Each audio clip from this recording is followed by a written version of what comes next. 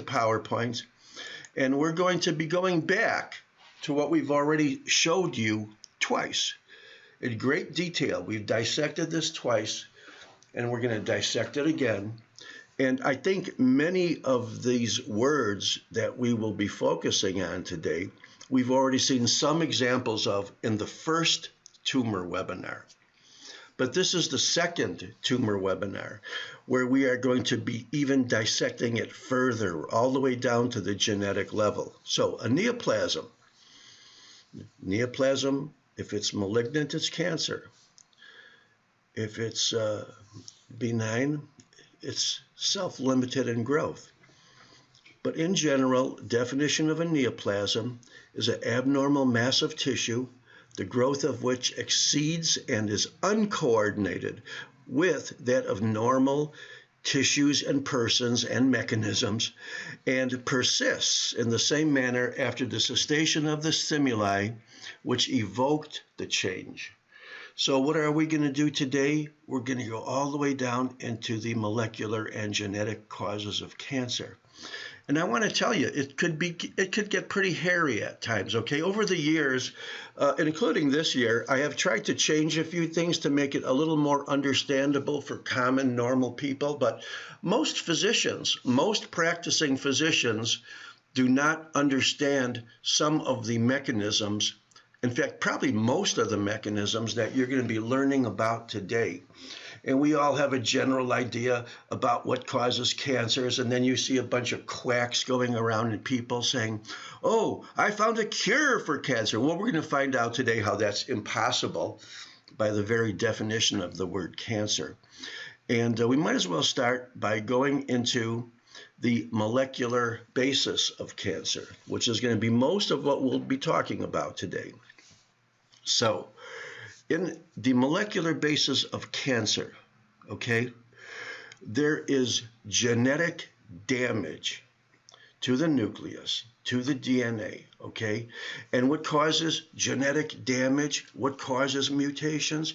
Well, it's the same thing that we know that causes most diseases and most mutations. The classical mutagens, or what I call the usual suspects of chemicals, radiation or physical causes, and even biological, pathologic microbes like viruses, even some bacteria, okay?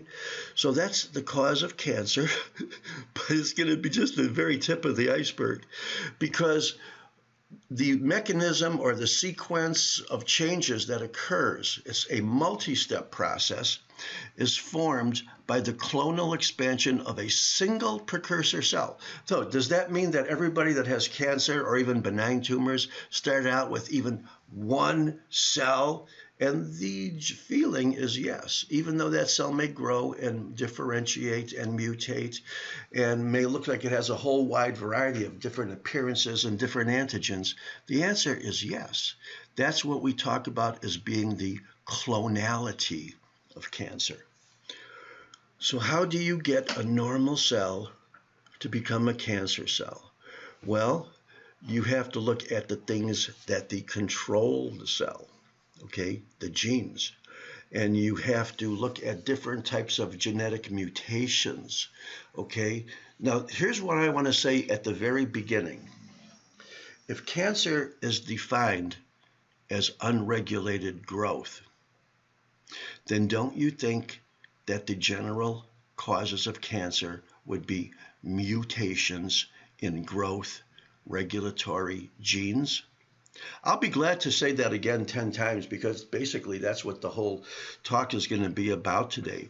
We have genes that could be called proto-oncogenes, okay? What are proto-oncogenes? Well, it's a waste of time, because a proto-oncogene is just a normal gene, okay? But when a normal gene is mutated by the usual suspects, chemicals, radiation, viruses, then it becomes an oncogene. And we know that genes make proteins, so oncogenes make oncoproteins. And they also are mutated in such a way that even if they don't specifically make a protein, their behavior in growth regulation has now been impaired. So if genes regulate or suppress tissue growth or tumor growth, when they are impaired because of mutations, their suppression is suppressed. You're going to have to think about everything today as being a double negative. I know we like to think of things as being a single negative, but if genes regulate growth, and by regulation I mean control, I mean suppress. So if there are normal genetic mechanisms to suppress growth or suppress tumor, sometimes they use the word tumor suppression rather than growth suppression, but they're really talking about growth suppression.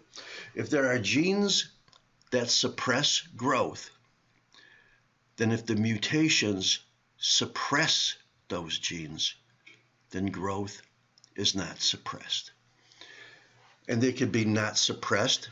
One way is by having faulty DNA repair. Now, DNA repair is something that repairs damaged DNA. It happens all the time in your body. But what if it can't be repaired because the genes that are involved in DNA repair are now suppressed or damaged or mutated?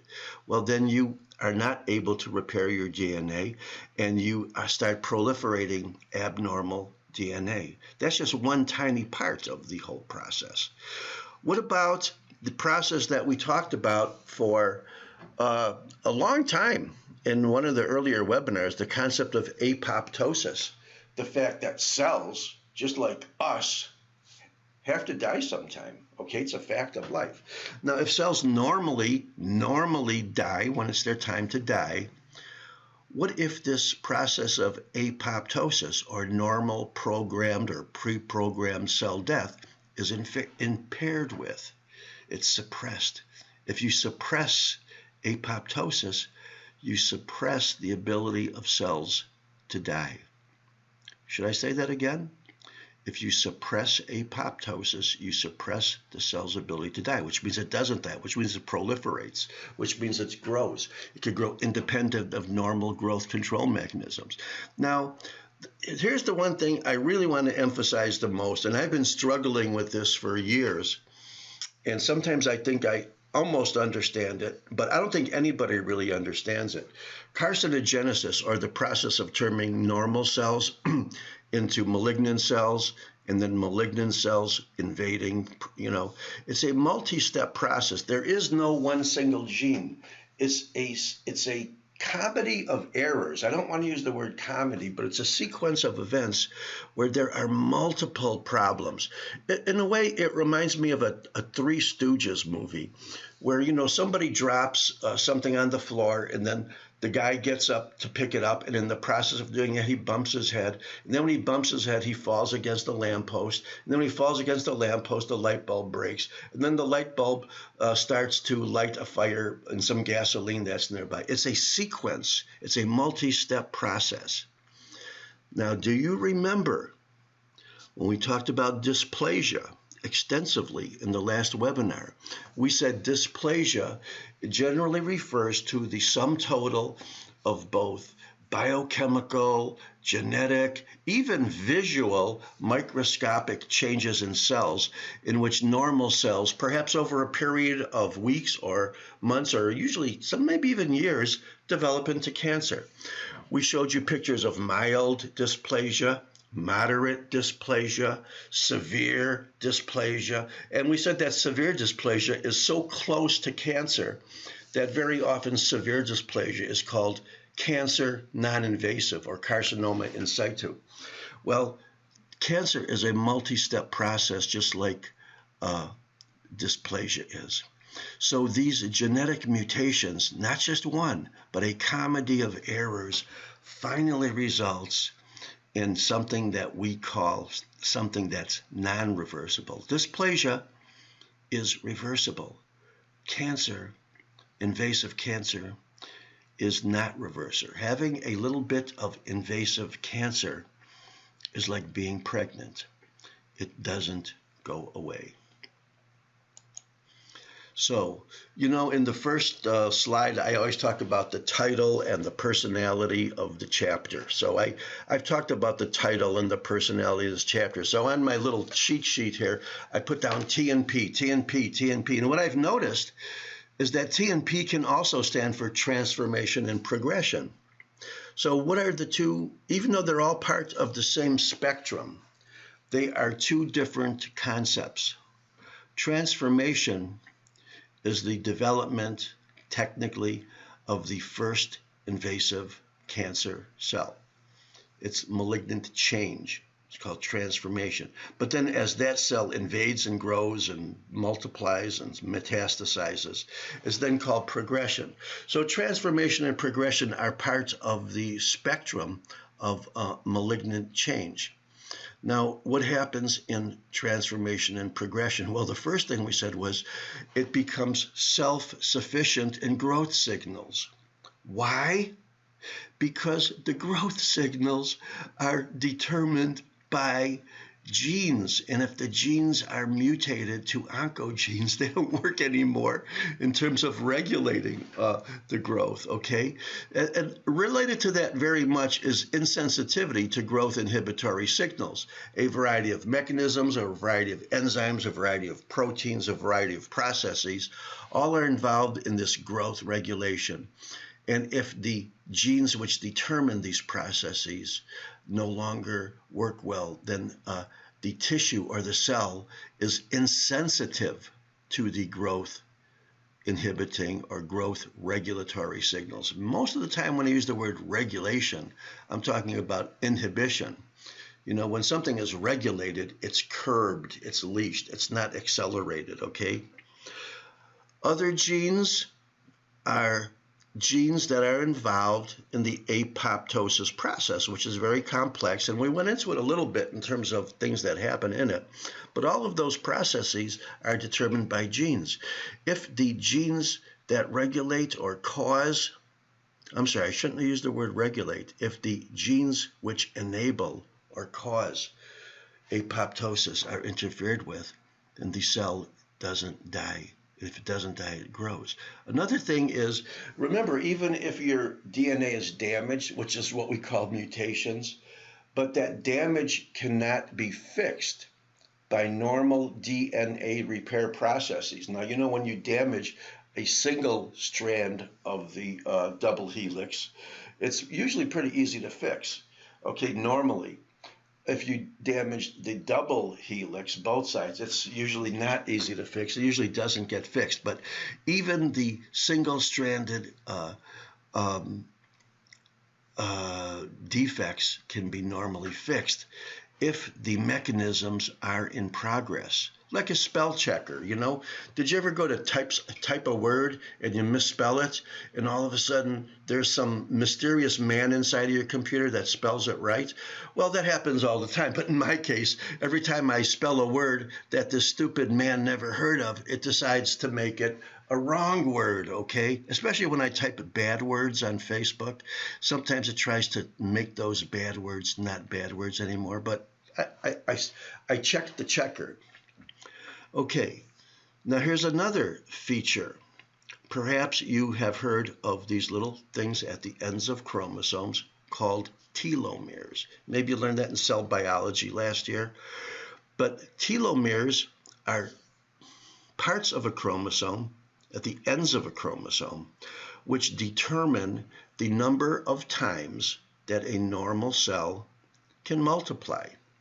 So isn't it logical that if you have defects or mutations or processes which damage the telomeres, in other words, you're making telomerase, as you could guess, this would damage or dissolve or digest or change the telomere so it doesn't work to limit the number of times that a cell can multiply, then these cells multiply technically forever, right?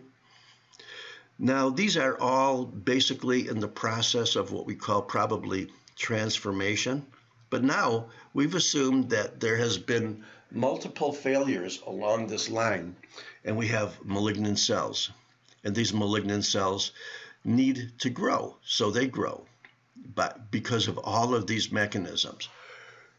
But think about it. If they want to grow, to more than about 1 or 2 millimeters, they need a blood supply. So they have to have mechanisms to bring in blood vessels, including all of the normal growth factors we talked about before, like VEGF, and almost all of the growth factors are one way or another involved in angiogenesis, at least in the inflammatory or reparative process.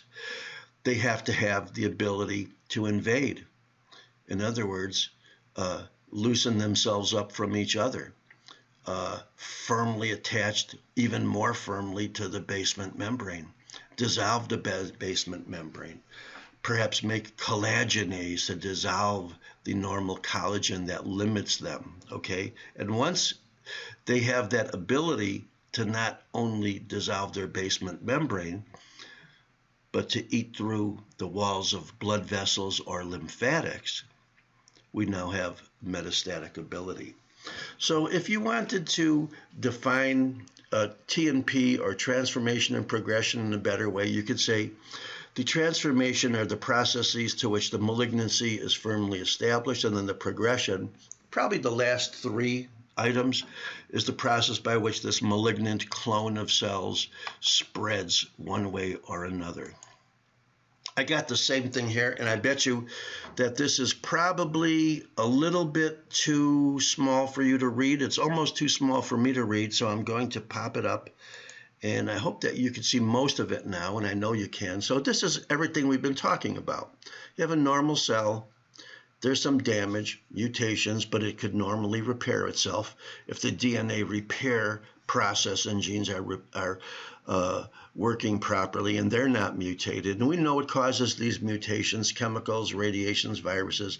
I always call them the usual suspects because these are the bad guys that cause everything: inflammation, teratogenesis.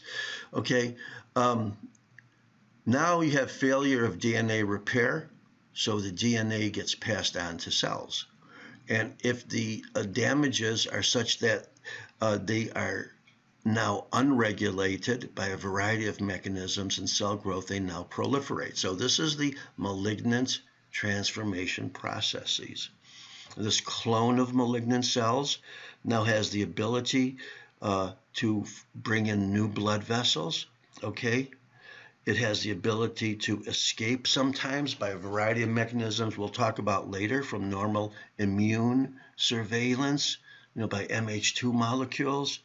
And they now have something that we call an invasive, malignant, metastasizable neoplasm, which we call cancer. Okay, this is just something to remind you that when we talk about cell growth, we're not just talking about cell growing or cell multiplying. We're talking about at least a quad-step process, going from the G1 phase immediately after cell division to the synthetic phase of making messenger RNA. Then we go into the part 2 phase, which is the post-synthetic phase, where it's getting ready for mitosis again. And these vary depending on what the cells are. But in every step of this 4-step process, you have enzymes controlling the transitions. These enzymes are generally called kinases. If you remember, kinases are basically, chemically speaking, things that phosphorylate proteins, okay? But now think about it. We also have regulators to the kinins as well, or suppressors if you want. And these are other things like EDK4, cyclin 2, cyclin 4, cyclin 1. There's 3 of them, but 2 of them work at different levels. So these are all regulators. And what do I mean by regulator? Regulation does not mean proliferation. It means ultimately inhibition. So defects in these genetic processes, the genes that can determine these things, is going to be part of the carcinogenic process. Here's a couple more inhibitors, genes that are called CYP and KIP and INK4 and ARF4. And we're at the stage now where there's going to be so many genes I'm going to be talking about. I have totally lost what the acronym stands for. Some of them I remember, most of them, there's so many of them now, these 3-letter acronyms to name genes. I just have to go by their name. We'll call that INK4, and I'm sure it stands for something. One of the biggest genes is P53. This has been around for a long time. It's the most extensively studied gene. It's present in about half of all malignancies, P53 mutation. And if you would think that that is a tumor suppressor or growth suppressor or growth emitter or tumor inhibitor gene, when it's mutated, you have P53 mutation, then basically that's going to be logically a reason for unregulated growth of the cells and the processes that it's supposed to regulate. So what are oncogenes? Oncogenes are ultimately growth regulatory genes which, when mutated, do not regulate growth. You know what? I think that's the best definition of all. I don't know how I just came up with it, but they're mutations of normal genes. If you want to call the normal genes proto-oncogenes, then you could call their mutations oncogenes. Remember when we talked about growth factors? We said that growth factors cause growth, right?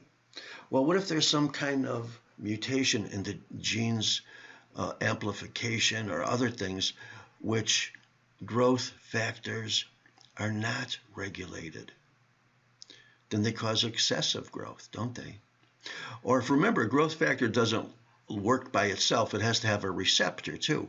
What if the receptor that the growth factor works on is now changed, okay, due to mutations, and rather than it regulating the growth factor, it amplifies it, okay? Just like we saw with one of the thyroid diseases, we saw a disease in which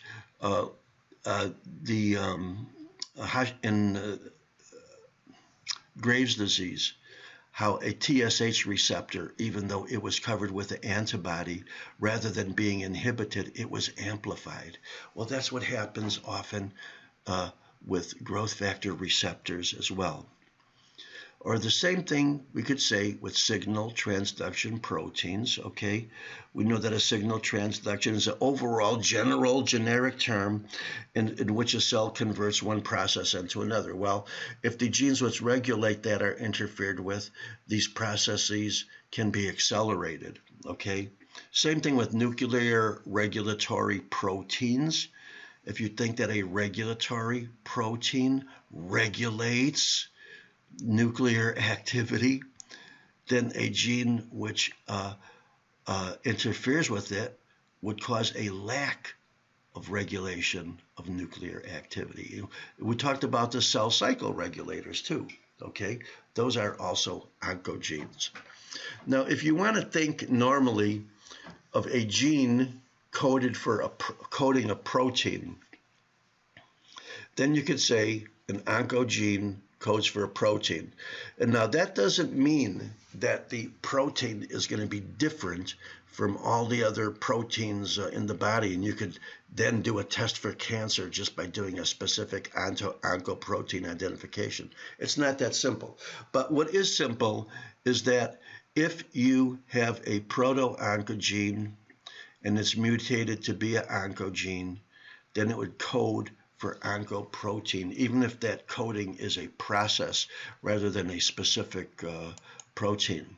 So this is very quickly. This is not intended to be memorized because I could never memorize it. Here's a bunch of growth factors that we talked about. We talked about PDGF, remember platelet-derived growth factor? There's a beta chain to it. Well, what if there was some type of mutation where the proto-oncogene was then mutated to be an oncogene, and now it was resulted in an overexpression? That means the growth factor is going to be, the growth is going to be accelerated rather than regulated, okay? This is seen with astrocytomas, osteosarcomas, okay?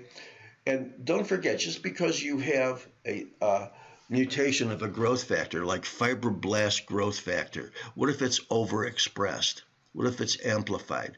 Well, it doesn't mean it's going to result in one specific cancer. It could be present in multiple different types of cancers.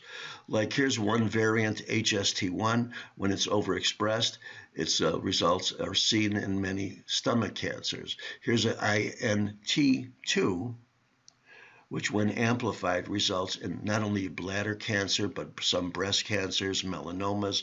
Remember, another great growth factor was TGF-alpha. Remember we said that was really a good growth factor? Well, when it's overexpressed, there's the proto-oncogene mutated. Now it's overexpressed, seen in not only astrocytomas, but hepatomas, or what we'll call HCC, hepatocellular carcinoma. And remember we talked about HGF, okay? Well, same thing. When that gene results in overexpression, unregulation, lack of regulation, we now have seen that in thyroid cancers. That doesn't mean all of them, but look, we'd say it's seen or seen often. Here's the growth factor receptors. Okay, so a growth factor doesn't do anything unless it has to have a receptor. Well, when those receptors, normal genes, are either amplified or overexpressed, it could even be a simple point mutation. Okay, we now have a process where the growth, due to the factor, is not regulated, and now we have unregulated growth. We can see these in squamous cell carcinomas, breast, ovary, leukemias, okay, a wide variety of things. And these slides are probably about, I don't know, maybe 5 or 6 years old, but I'm sure that probably by the end of this lecture, somebody's going to find a new one, okay? Do you remember we talked about signal transduction problems? Most of the proto-oncogenes are the so-called RAS, R-A-S genes, whether they're K, H, or N. They produce a RAS protein, okay? Other signal transduction protein mutations are something called ABL, which is seen in chronic myelocytic leukemia. There's another one called BRAF, when it's a point mutation here, often seen in melanomas, and so on and so forth. Once again, don't memorize this list, because if you do, or even if you have the capacity to, I guarantee you it'll be twice as long in a couple of years. Okay, so now we're having mutations, proto-oncogenes involved in signal transduction being mutated, in most cases by a single point mutation or a translocation, developing into these common human malignancies. By the same thing, I said it before, I'll say it again. There's a family of genes. They're usually the MYC genes. There's a bunch of them.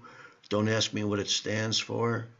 But when there is a activation or a mutation of this normal proto-oncogene, either due to a translocation or amplification, resulting once again in lymphomas, neuroblastomas, small cell carcinomas, things that we may have mentioned before, but we'll be going to in much greater detail when we get into systemic pathology. So think about it.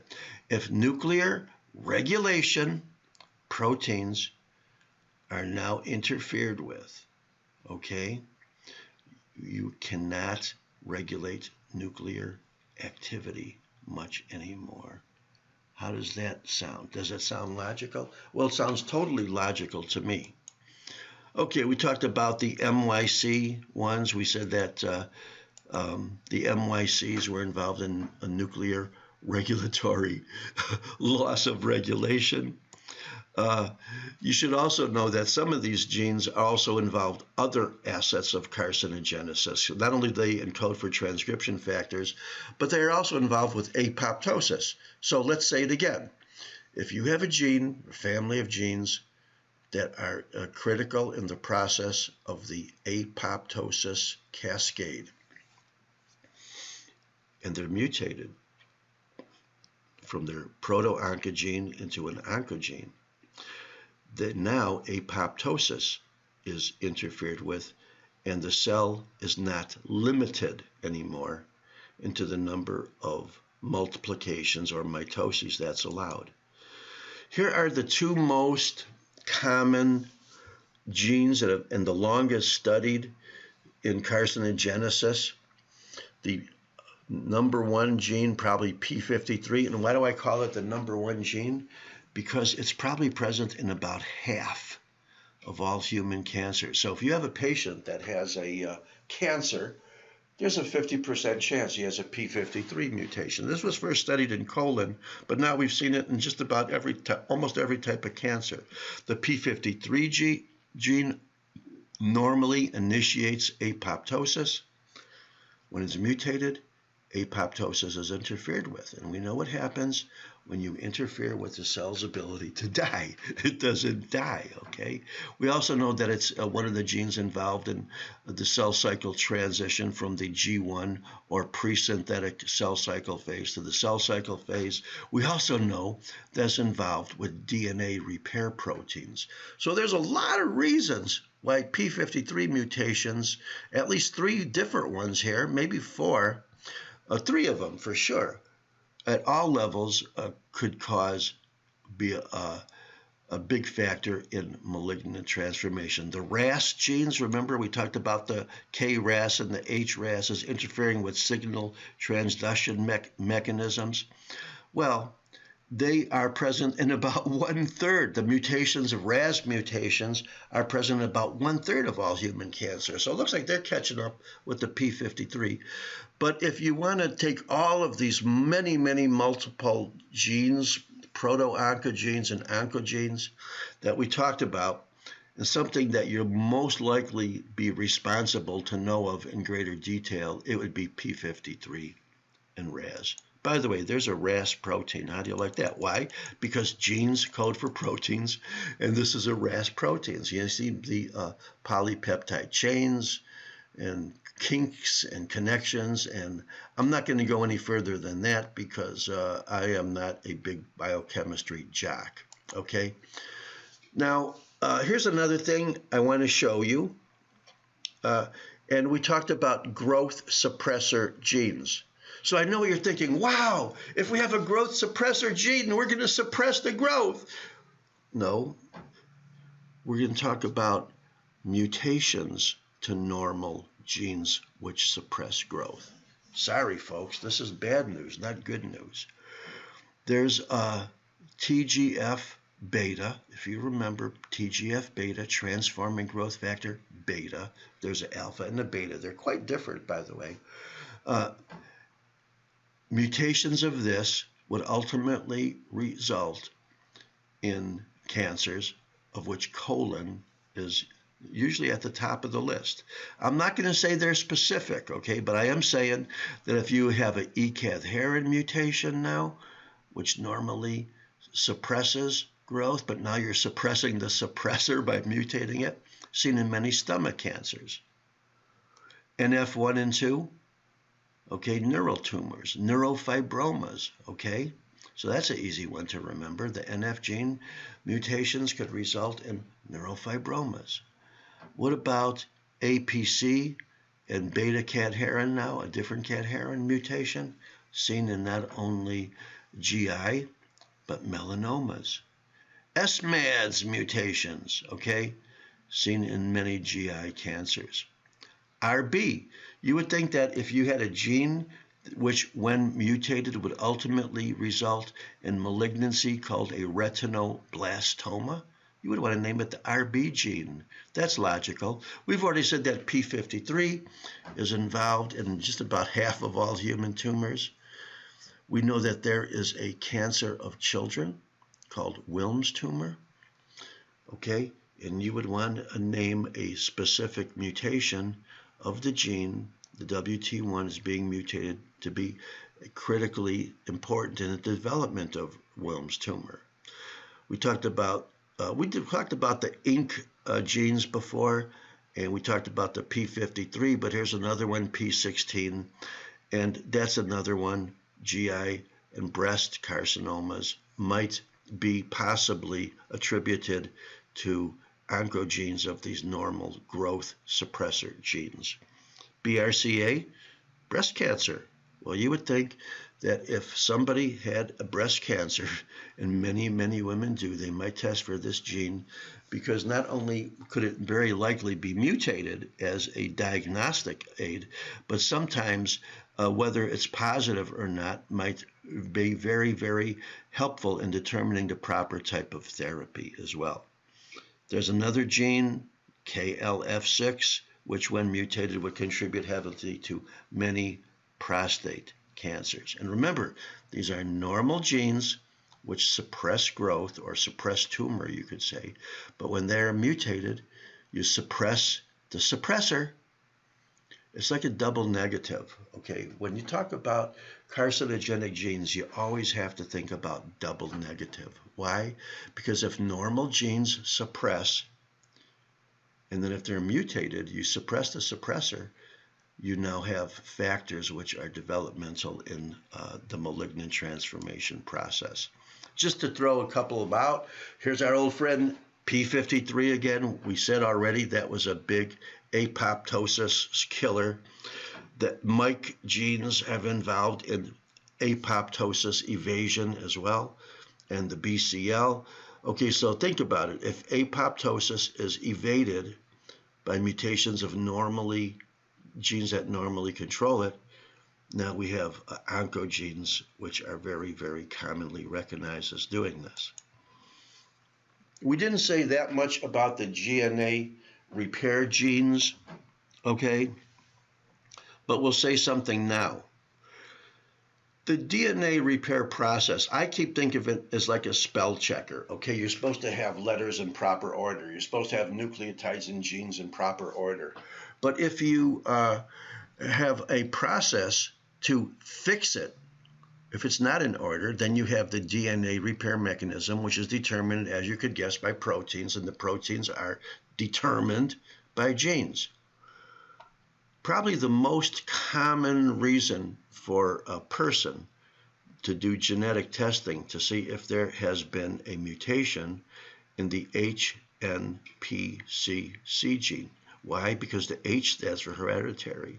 So if somebody in your close family has colon cancer, it's found out that you have HNPCC gene, okay, mutation, that you may develop a type of cancer of the colon which was not based on previous polyps that turn malignant, but they arise de novo. That's why the term non-polyposis colon cancer is used. Other genes involved in this process, I think we mentioned one of them, TGF-beta, growth factor, genetic mutation, beta-catenin, another popular one, and BAX. And don't ask me what BAX stands for. But not all DNA repair gene defects involve tumors. Here's a disease called xerodermal pigmentosa. It results in the cells not being able to properly process ultraviolet light, so the tissue becomes damaged. Here's another childhood disease. That means you know it's probably autosomal recessive. The ATM gene is also a DNA repair gene mutation, okay? If that's mutated, you now have a situation in which there is a very bad muscular coordination, like a cerebellar disorder, okay? And you could have guessed that's probably associated with dilated blood vessels as well. So the word ataxia telangiectasia is properly describes this disease.